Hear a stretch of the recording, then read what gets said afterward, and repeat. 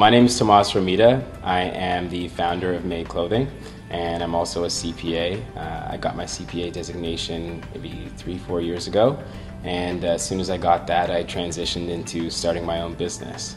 And the business is called Made, or Made Clothing, and we're a Canadian custom menswear company. We make some of the best suits you can get in Canada. What bothered me when I was working in the corporate world was there weren't enough places where you could get a great fitting suit.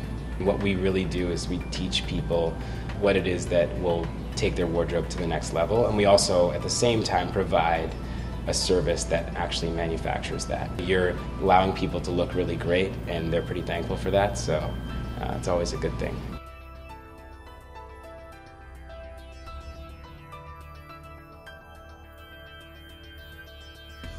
I knew that I wanted to start my own business. That was a passion of mine. I'd already looked at a couple ideas, but I also had a gut check moment where I realized, there's still so much more I could learn about business. I looked at the CPA profession as something that would do that. It gives you years of business experience, and also once you're done those years, you have these letters behind your main name which stand for more than just that you're an accountant. It stands for what you've worked towards. It stands for the types of challenges that you can deal with in a business environment, and I knew that that would be a good investment and a good jumping off point to start my own business.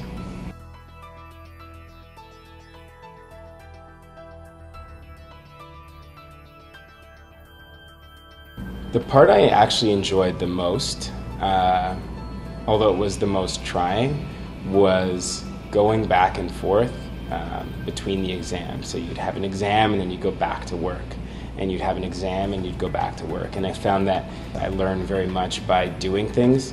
So I really enjoyed that, and it's grueling, but it's kind of like at the end of that time, I would have something to show for it.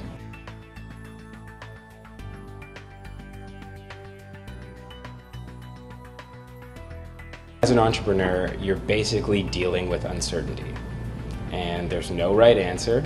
And if you go about just charging towards the answer first, without considering what's really the question, what's important here, what needs to be solved, you'll get really confused, you'll get frustrated, you'll get tired, and at the end of the day you still need to figure this out.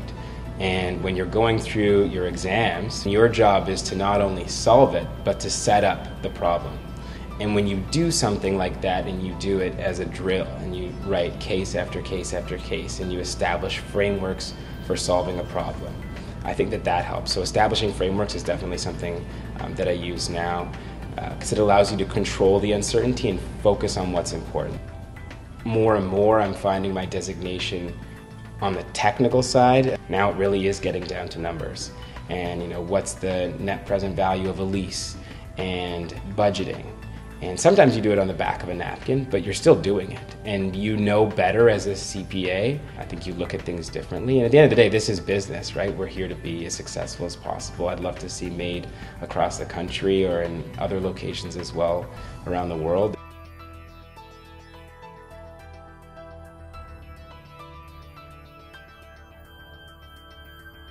Looking back on it, at least at this point in my life, the CPA to me was basic training.